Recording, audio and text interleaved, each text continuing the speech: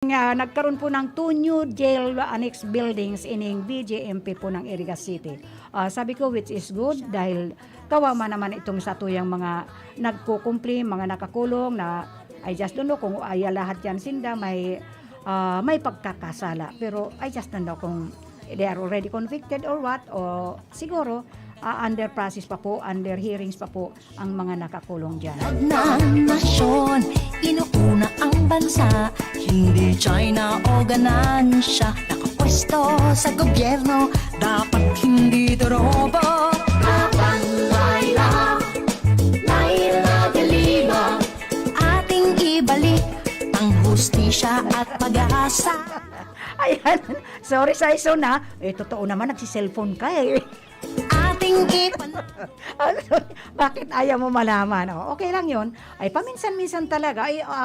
It doesn't matter because maybe may importante rin na mensahe, lalo pag abot sa pamilya niya. Dahil man yan pwedeng ipagbawal. Nais nating So, in Iriga City District Jail, I held this morning the inauguration blessings of its 2 new jail annex building sa La Purisima po ini, Iriga City. That is seen to bring down congestion. Yes, very congested na po. Everywhere naman dito sa atin, very congested na po. Lalo itong kulungan ining kadakol kan mga yaon dyan na minsan there is only certain number of prisoners na dapat sa sarong kwarto na yan. Pero ngunyan, within these 2 new annex buildings, siguro magluluwag ang sa tuyang kulungan na kawawa naman sa tuyang mga nakakulong dyan. So, Iriga City Councilor Sofronio Maestrado nag-attend man in behalf of City Mayor Madeline Yorobe Alfilor because he emphasized that inauguration of the jail annex buildings was just a dream of the local government unit way back 2018. So ito, way back 2018, just now 2021 na-realize, at least na-realize na ining 2 annex building na ini, jail annex building. So thank you very much sa administration of Iriga City. At least, na-realize na. Just imagine, 2018 yata ito. And then ngayon, 2018, 2019, 2020, 2021 na. Siguro kasi, medyo atrasado because of the pandemic na. Everything, gabos naman talaga lahat ay affected within this.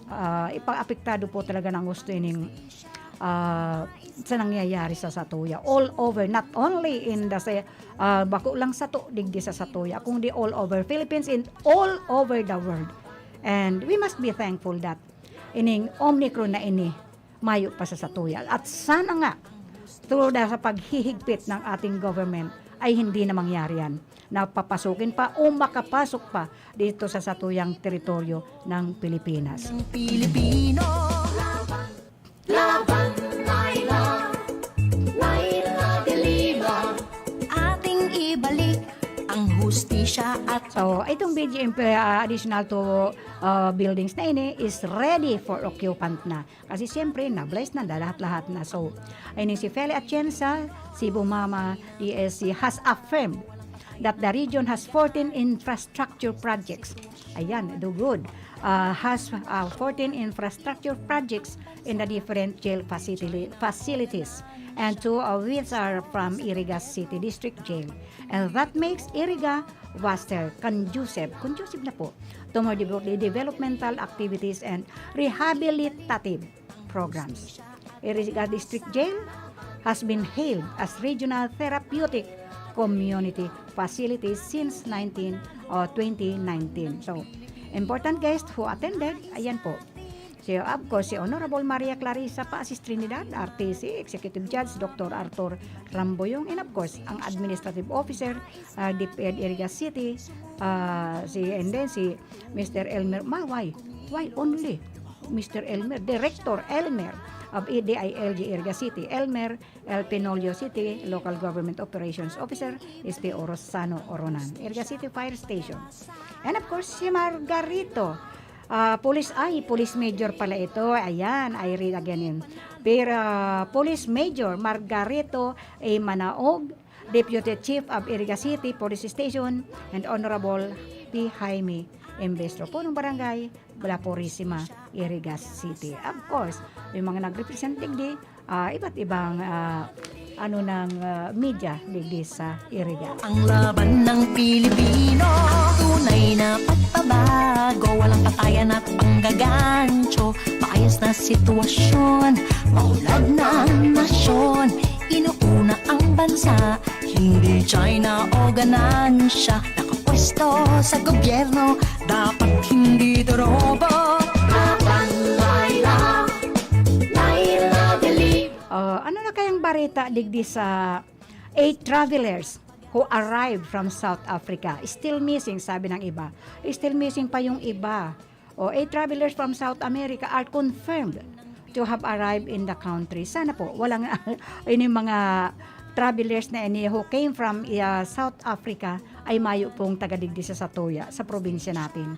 So, we must be safe. But have yet to be located na hindi pa nalulocate po ng ating mga authority. Wala, yan ang sabi ni Health Undersecretary Maria Rosario Vergere. So, ingat-ingat lang po tayo, mga kahimanwa, mga kapatid, mga ngud, gabos-gabos po. We have to always be careful po. If in case meron mga nag-abot dyan sa inyo, be vigilant po. Lahat po tayo ay maging vigilant para kung siseman ang mga nag-aabot, lalo if they came from, kung dito yan nang galing sa mga yung nakaban na mga nasyon. We must be careful. Dipisil po, sabi ninda, kung yung COVID-19 ay madali makaulakit, mas madali daw po ining sinasabing Omicron na ini. So, we must be careful.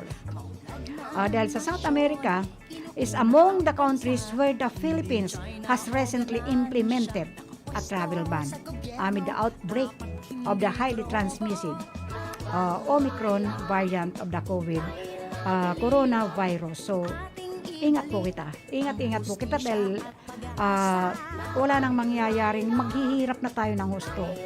Medyo yung iba nagkakaroon na ng trabaho, yung iba balik trabaho na, pero although nga kadakul pa, kan nadidipisilan. Ang dami pang naghihirap because of this COVID-19. Naku nga, affected din ako ng gusto nitong COVID-19 na ini.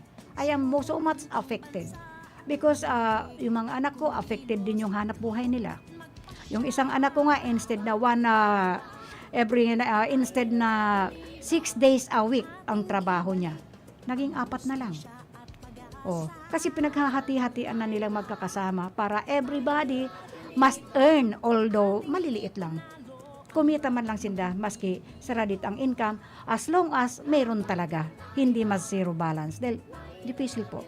Lalo pag di pamilya ka. At yun lang ang inaasahan. If you are the bread and butter sa family, difficile po. So, ingat-ingat po kita. Huwag po tayong pagkakampante, although vaccinated na kayo, because it is not an assurance. It is not an assurance that you are already vaccinated, hindi ka na pwedeng ma-infect of this variant of COVID-19. Ang bansa, hindi. So, of all those 253 travelers po from South Africa na nakapasok po dito sa atin, sa Pilipinas, from November 15 to November 29. 8 are still unknown. Yung 8 po, hindi pa malocate. Paano hindi malulocate? Ay minsan nasa eroplano ka pa lang, may pinifill upan na yan. Lalo ngayon na igwa tayong pandemic. Pinipirmahan na po yan. Mayroon yan certain papel na pinipirmahan where you came from and ang complete address po yan. Mayroon pa nga dyan passport number. How come na ining 8 hindi pa malocate, is still unknown? Ano pang nangyayari? Ibig sabihin na naman may mga lapses. Sabagay hindi rin natin masisisihan mga officials na those who are on duty. Kasi minsan pagod na rin yan sila, walang relievo. Pero bago pa yan bumaba sa eroplano, how many miles pa yan, nalilipa rin ng eroplano, ay binibigyan na po yan ng papel. Before nga, kahit walang pandemic, binibigyan na po yan ng papel na fill upan ng bawat passenger. So, how come na ining 253 travelers na ining pumasok sa atin na galing South Africa, ay meron pang 8 na hindi malocate? Still unknown. So, we must be careful. And I'm sure, ang pinagdumanan ka ini, mga dito rin sa Pilipinas, may mga kakilala yan or may kapamilya na yan dito sa Pilipinas. So, kayo na mismo. Mag-report po kayo if in case. Maging Pilipino man yan, maging OFW man yan, mga seafarers man yan, dahil usually ang mga araw ko yan, seafarers eh. O, kasi ang mga seafarers, kung saan talagang sulok ng mundo yan, mga nakakarating. So, kayo mismong kapamilya, if nabasa na ninyo ini, aram ninyo kung saan nanggaling ang iyong kapamilya, you have to report. It does not mean na pag nag-report ka, you're already infected. But be sure, unang-unang ano mo dyan, is the safety of your family. So, sana po, pagtulong-tulungan natin to. Kumilos. So, out of the 253 travelers, 80 pa lang po had been verified and na-locate na po. 80 lang. So, sa the 77 out there are returning overseas Filipino workers po, OFW, and 3 are foreigners from Region 6 and 7. Verified na po. But not, yung iba po verified na, pero negative po. Pero may yun para may ginagawa pa yan na retesting ulit. For yung halimbawa na house quarantine. After the quarantine, meron pa po yun na panibagong eksaminasyon po. So, dapat pag nag-uusapan ng gusto yan po, to be para makasiguro tayo na they are not infected. So, malaking tulong po yan na ining 3 days pa rin, tulong aldaw na hirit na vaccination days, suportado kan mga lokal na gobyerno sa Comsor. It's better po sa Naga City, 80% na daw sila sa Naga City.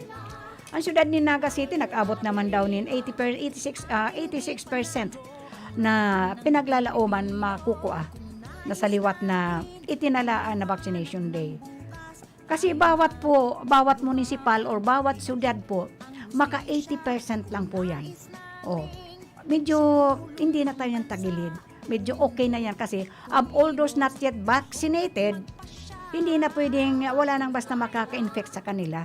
Because nakapaligid sa kanila, ay gasino na yung 20% na hindi pa vaccinated. Pero, wag po tayong pakakampante.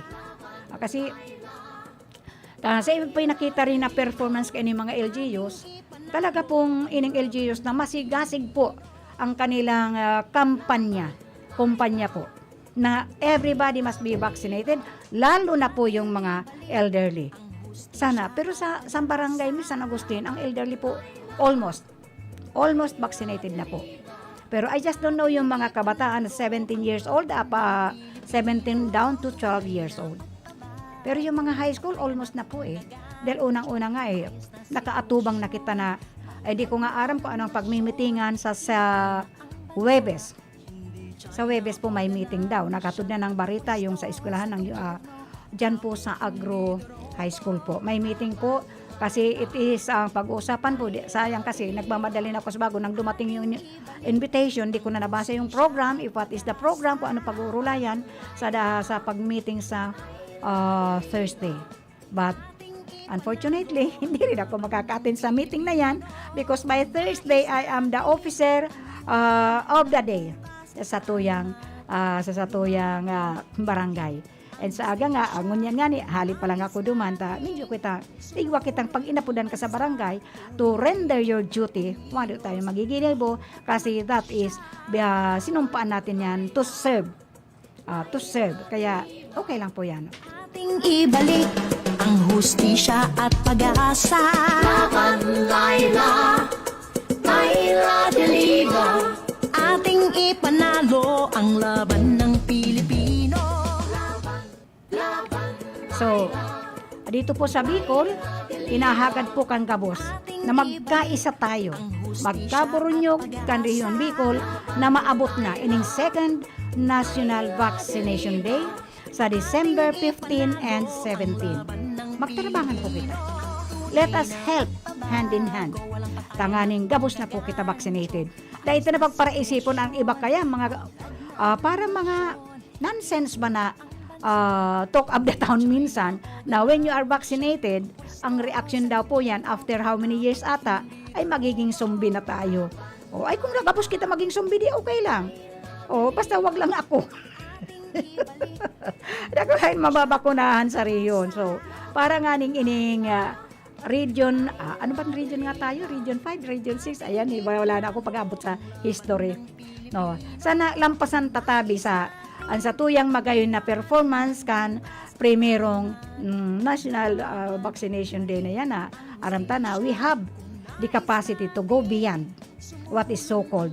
We must be an example kan mga ganitong mga pag ano na ining vaccination na ini, sana matapos na ini.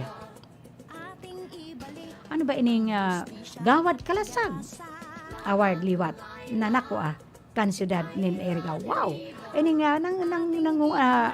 parang nanraratsada ng mga awards ining ringkonada. So siguro engineer, hanap buhay muna tayo. This time check is brought to you by Senator Leila de Lima. Ang oras na ini, dara po sa Indukan Losenya Electrical Supply para po sa madikalidad na electrical product. Day po kalingawan, Losenya Electrical Supply. Losenya Electrical Supply, madaling makukuha, aranisa na sa Barangay Holcan, San Francisco, Iriga City. Owned and managed by Engineer Meneleo Losenya. Ang oras na ini hatod sa Indukan Kape ni Manoy. Ang kape kan mga Bicolano, pampakondisyon, pampakusog, pampahuben. Kape ni Manoy. Ang oras na yan, atod sa Indo ni Mr. Julio Victor Marlo Sigera, President, Sigera Technological Colleges, Irigan City. Para sa edukasyon di kalidad, Sigera Technological Colleges. Ang oras na ini hatod sa Indo ni Honorable John J. Fortuna, Municipal Councilor, Nabua, Camarines Sur. Ang porsyon na ini hatod sa Indo ni Kagawad Melnan Robles Moralio. Basta kidaday, hayahay ang buhay.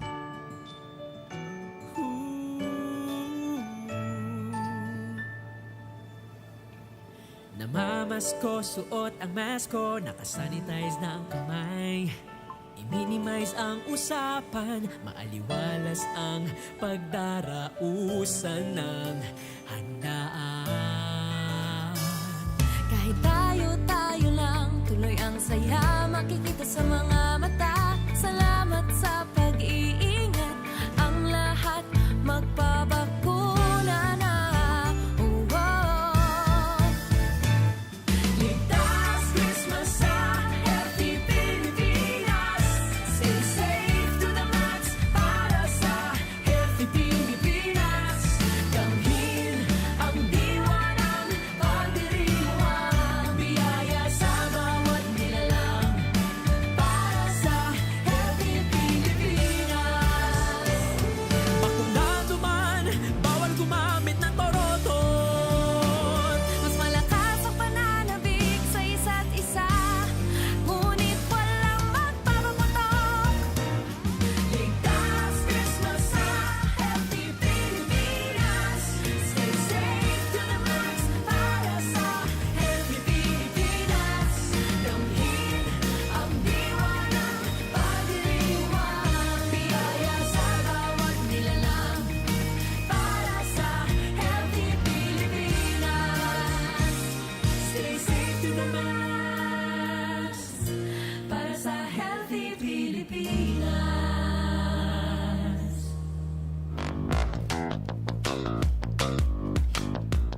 Nanlalabo na ba ang inyong mga paningin? O kailangan mo ng proteksyon laban sa radiation? Ano pa ang hindi hintay nyo? Pumunta na sa The Vintage Optical.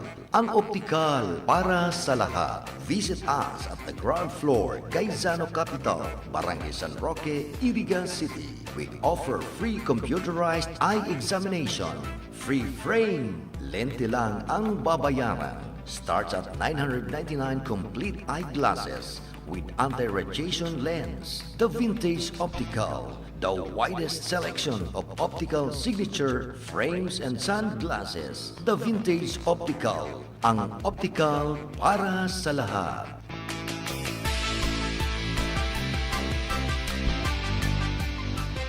Ako po si Emmanuel H. de la Sala, taga Barangay Bapor, Masbate City, BS Ed English sa Liceo de Masbate. Nagapasalamat sa ako Bicol Party List kan Congressman Elizalde Esco, kag Congressman Alfredo Agar Bin Jr. paagi sa oportunidad na makabaton sa educational assistance bilang suporta sa akon pagkaklase sa kolehiyo. Kag ini magiging paagi na matupadan akon pangarap kag mabuligan ang akon ginikanan. Sana damo pan iyo mabuligan. Mabuhay ako Bicol Party List. Ako Bicol Party List. Katabang na, kasurug pa.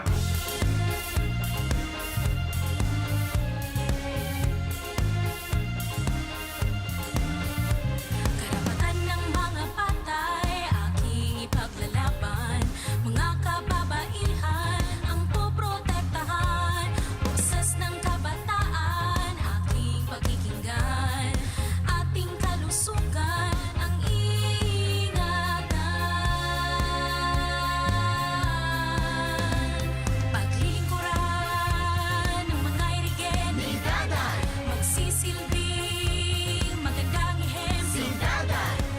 Lagi kayong una sa puso ko, dahil kay Daday,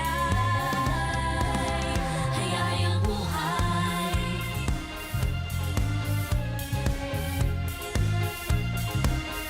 Isa po sa mga natulungan ng Kidney Care. Ma'am, pangalan po natin at taga saan po tayo? Ako si Winnie Di Mayuga. Ako ay 58 years old. Ako talaga ay napakahilig sa maalat. Lahat ng kinakain ko, gusto ko talaga maalat. Ay ako'y nakaramdam ng kakaibang pakiramdam, kaya ako'y nagpa-check up sa doktor. Ay nagpa-request sa laboratory ng creatinine ko, pa-check upan ko daw. Ay naku po, pagkataas, above normal Ngayon, ako muna yung nag-pray kay Lord. Ay itong si Lord, napakabuti. Nagpadala siya ng tao sa akin na nag-aalok nitong Kidney Care. Ay agad-agad ay aking sinubukan ito. Ngayon, nung isang buwan, ay napakagaling ng Kidney Care na ay normal na ang aking creatinine Salamat din sa Kidney Care. Ang Kidney Care ay mabibili sa Mercury Drugstore at mga suking butika.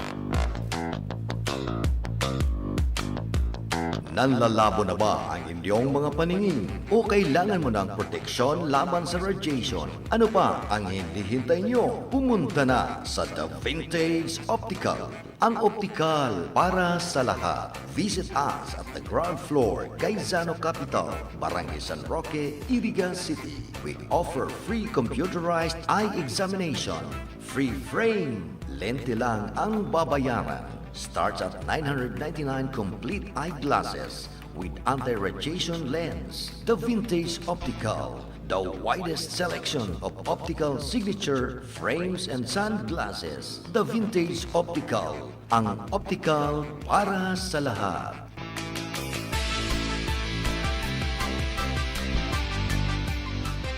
Ano ba ang maaaring maramdaman matapos magpapakuna kontra COVID-19? Maaaring makaranas ng sakit sa ulo, lagnat, pagkahilo, sakit sa katawan o parte ng katawan kung saan pinakunahan. Ngunit, huwag mag-alala, pinapaalala ng Department of Health, Bicol Center for Health Development na ito ay mga karaniwang reaksyon ng bakuna sa ating katawan. Isa lamang itong indikasyon na ang bakuna ay epektibo sa pagbibigay sa atin ng proteksyon laban sa COVID-19. Kung makakaramdam ng mga ito, mainam na mag-self-monitor o pumunta sa lugar kung saan kayo binakunahan upang mabigyan ng abiso kung ano ang mga dapat gawin. Suportahan ang Bida Vaccination, maging rest bakuna para protektado laban sa COVID-19. RPN Radio Philippines Network, Radyo Ronda, DZKI Iriga, member kapisanan ng mga broadcaster ng Pilipinas. Laila de Lima, ating ibalik ang hustisya at pag-asa.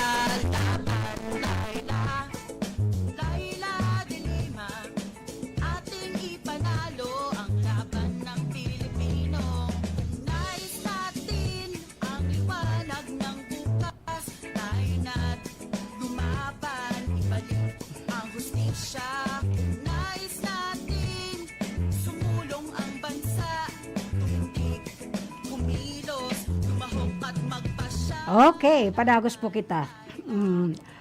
Regarding kay Senator Laila de Lima, she's a Senator of the Republic of the Philippines.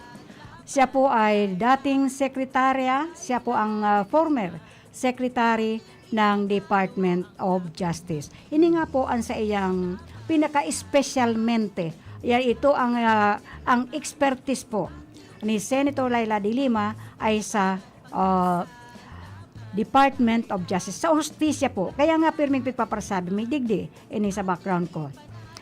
Si Senator Laila de Lima ang magbabalik kan hustisya asin kan pag-asa kan Pilipinas. So, siya po ay Senator of the Republic of the Philippines and former Secretary of Department of Justice. Kaya po, ito po ang komitibang ining pagkasekretarya ng Department of Justice, nag-umpisa ang iringan nindakan sa tuyang presidente that dito niya inimbestigahan ang EJK sa Davao. So, ang pagkaano niya yan, kadakol po siyang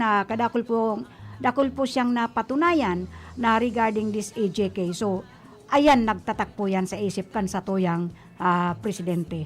Na talagang, sinabihan pa kasi to, ay ni sobra kasing tapang nito si Senator Laila de Lima, basta't nasa diretso po siya, basta't nasa sa tama po siya, walang takot po yun na maninindigan. So, siya po, nanindigan po siya when it comes to human rights. So, siya rin po ang former chairperson ng Commission on Human Rights. Dati secretary ng Department of Justice. She is very particular when it comes to justice. And, nung hawak pa niya, siya rin ang chairperson ng Commission on Human Rights, mas lalo po pinagsama yung Department of Justice and the Human Rights. Kaya para maibalik sa tuya, ang hustisya, pati ang pag-asa, nandyan po si Senator Laila de Lima, handa uli na manindigan. Dahil although nga po nakakulong pa siya, hindi po siya nakulong, ikinulong. Nililinaw ko po yan. Iba ang nakakulong kaysa ikinulong. She has been a prisoner of conscience po. Nasa nakapreso po siya because dahil sa konsensya. Ipinanindigan niya po ang hustisya at ang human rights. Since February 24 po, the first, that is the time she was arrested. That was February 24, 2017. So, until now, almost 5 years na po siya na ikinulong because of the conscience, prisoner of conscience, since February 24, 2017. So, yesterday po, pinagtalakay ko, pinag-usapan ko, pinagpaliwanag ko dito, who is Senator Laila Maestrado de Lima. Yan nga po, sinasabi ko yan. Kung ano man ang meron siya because of her parents and of her grandparents. Siya nga po, during the SALN, si Senator Laila po ang pinaka mahirap. Siya po ang pinaka lowest na kung anong meron sa kanilang mga SALN. Kasi po unang-una hindi po yan madamot Hindi po yan madamot. Kaya mali. Ito na naman, eleksyon na naman po tayo. And lalaban po si Senator Laila de Lima para maipaglaban niya at maibalik niya ang hustisya at ang human rights. Siya po ang pag-asa na kayang manindigan po when it comes to justice and human rights. Wala pong ibang naninindigan po ng gusto dyan. Kung kaya't, yan po ang pinakadahilan na siya ay ikinulong.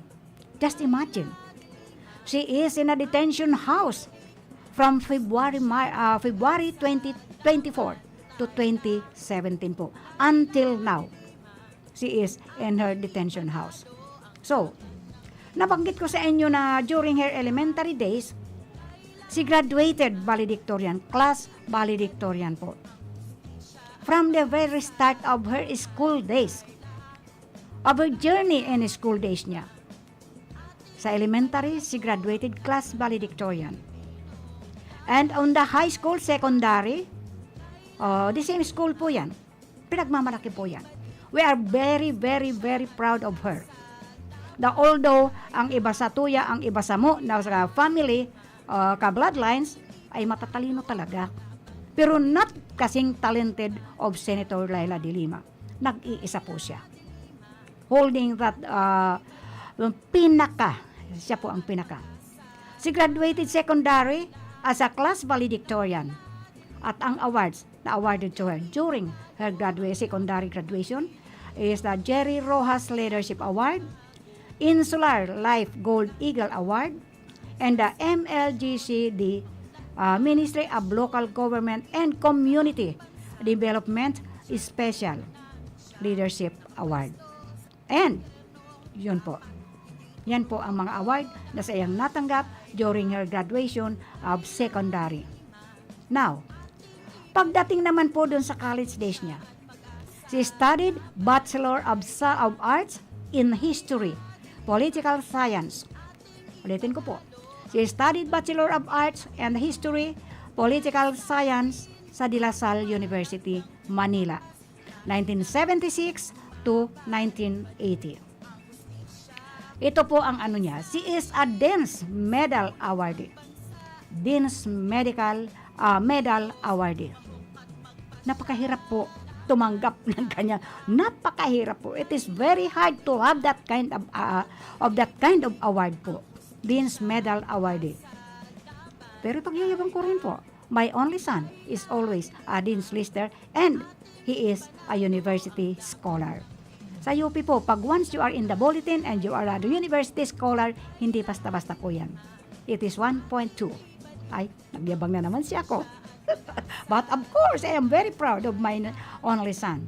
Now, ang educational niya na yung during his law degree niya, he studied at San Beda College, Manila, 1980 to 1985. So after ng Bachelor of Arts in History, Political Science na pinag-aralan niya po sa De La Salle, she proceed to San Beda College of Law, 1980 to 1985. Class valedictorian ulit. She graduated class salutatorian. Class salutatorian. She received the Code of Kalanchaw Award. Code of Kalanchaw Award po siya. And Editor-in-Chief, San Beda Law Journal. Wow! You cannot be an Editor-in-Chief sa journal if you are lack of experience and if you are not so talented as of that. And she is an Associate Editor, the Barrister. I just don't know what is this Barrister. So, sa law degree niya, yun nga, si graduated class salutatorian. Now, nung nag-bar exam po siya, placed 8 placer po siya, take 1, 8 placer po siya, and in the 1985 bar examination. I-check po ninyo yan. Naging 8 placer po siya in the 1985 bar exam. So, hindi po ini basta-basta po. Ayan po ang educational background niya. Siguro one of these days, ipapaliwanag ko po sa kanya, sa inyo po, sa mga tagapaghinanyog nato, doon sa mga nagla-live streaming, those who are listening to their transistor radio, and to all those nakakapakinig sa baritang ini.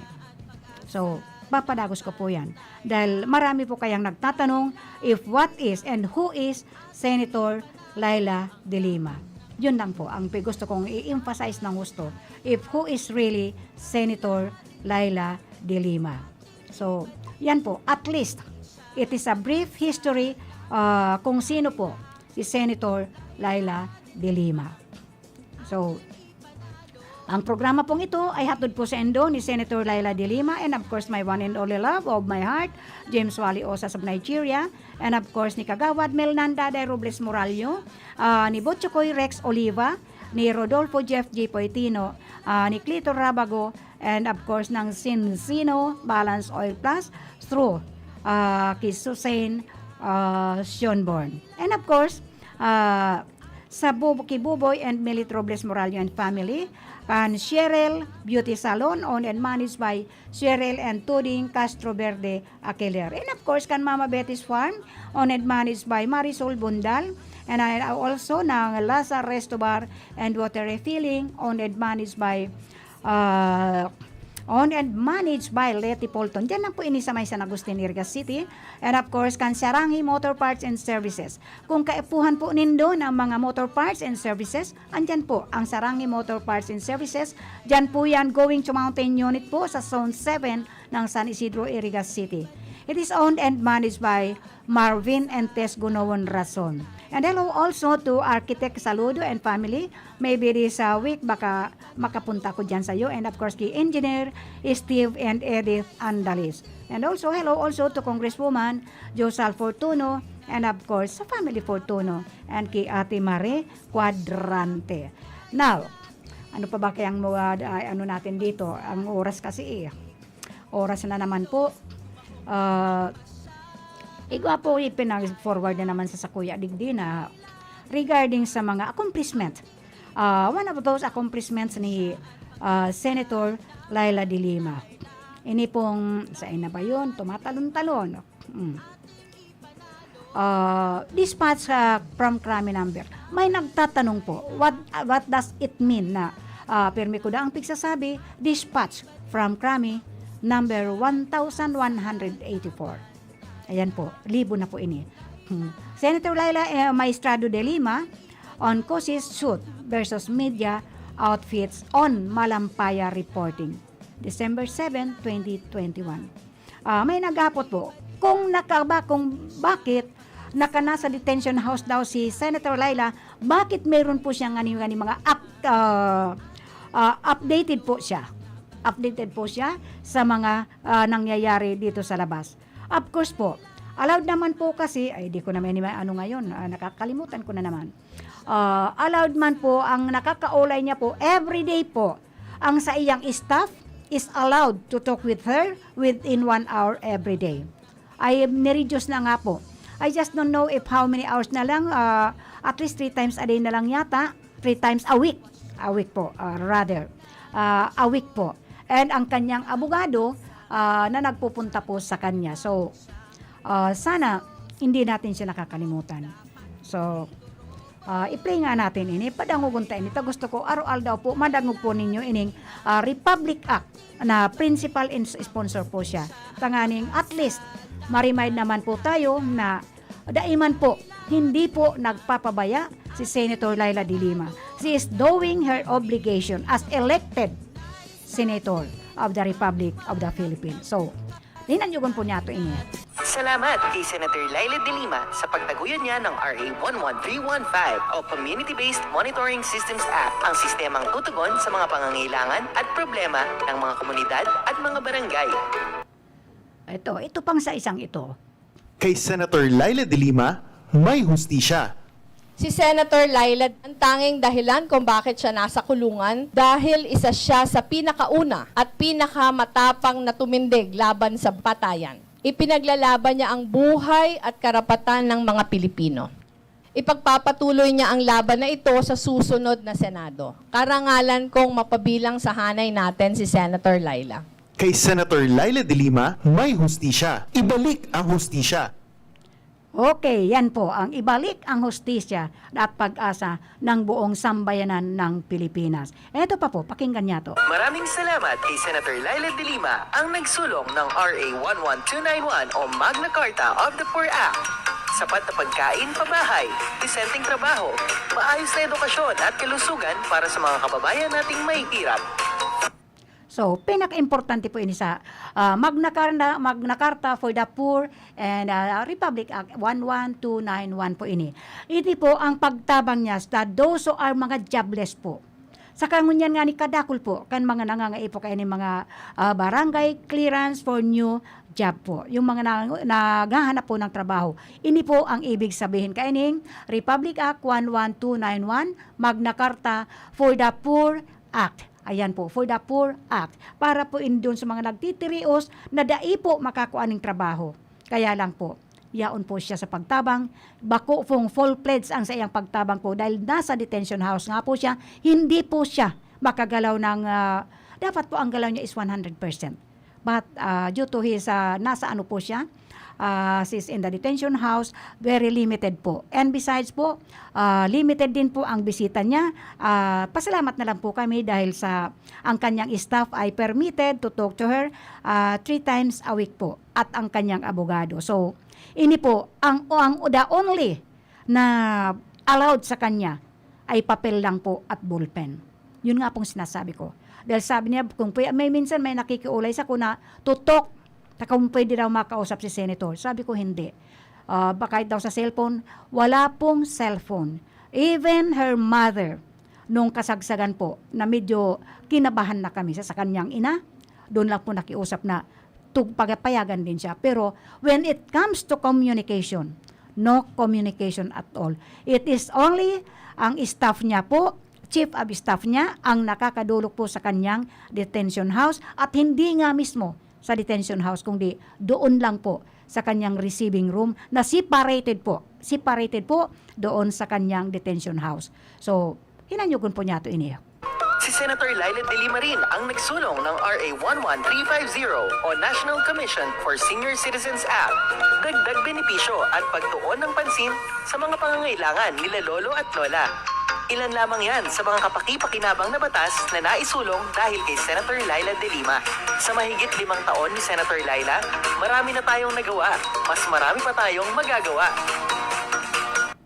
Okay, sa loob ng mahigit 5 taon na po, 5 Republic Act din po ang sa inyang, she is the principal author of this mga Republic Act na inina talagang para po sa mga nangangaipo kan sa iyang tulong as a senator. So mga tagalaylayan po ang nakikinabang nito. Lalo ini sa tuyang mga lolo't lola na for the last, sana the rest of their life, bago man po sintensyahan ng ating may kapal, ma-enjoy man po ninda ining Republic Act 11950 regarding the National Commissions for Senior Citizens Act. Ori, ini ang pinaka-importante rin. Hinanyugon po niya to. Alam mo ba, si Senator Laila de Lima ay tinaguriang ina ng 4Ps dahil siya ang nagtaguyod ng RA 11310 o Pantawid Pamilyang Pilipino Program Law upang maiangat ang antas ng pamumuhay ng mga kababayan nating mahihirap na nasa mahigit 4.4 milyong pamilyang Pilipino at madaragdagan pa. Okay, kaya doon po sa mga nagbibenepisyo kay ini mga Republic Act na ini. So mga beneficiary, sana po, padagos po niya to. Ipagdasal po natin, tulungan po natin si Senator Laila de Lima na sana she must always be healthy at sana more power and more strength po. Ipagdasal niya to siya at bako lang ini ang maibibigay sa mga nasa laylayan. Ang pagtabang niya po ay nasa mga tagalaylayan, not even to the middle class. Nakafocus po siya. Ang sa iyang advocacy is to help po the poor ones and those who are very in need, the needy po. Yun po ang advocacy na iniinot kan sa tuyang senador na mayo pong iba kong si Senator Laila de Lima. So, sa ngayon po, oras na naman, luway-luway na po kitang magpapaaram. Ang sa tuya pong nakaibanan sa technical side, andyan po si Chief Engineer Abilindon Toralio. Andyan pa man po si Sir James Toriano alias Pato. Adubuhin mo na nga yan si Sir James. James Toriano Oko. And andyan man po sa technical side si Tony Saison. Ayan po, adobo na natin to para medyo pulutan. So, duman po sa transmitter, andun man po si Sir Chabe na obra, and of course, kaibanan po niya doon, takapagtanggol niya, si Sir ngayon na duman, si Rodel Cesar. And of course, ako po ang sa inyong kaibanan, at perming kaibanan everyday from 5 to 6 in the evening po, Monday to Friday po yan. Si Mayo pong iba, si Madam Red, ayan, si Kagawad Elma Dilim, Magaspi nagsasabi, thank you to those who are live streaming and listening to their transistor radio. Sana mapasatuya ang bendisyon kan mahal na Diyos. Pagbabago, walang patayan at panggagancho. Maayos na sitwasyon, maunlad ng nasyon. Inuuna ang The preceding bansa. program was a paid broadcast. Any comments, views, and opinions expressed therein are those of the speakers himself and does not necessarily reflect those of the management and staff of this station.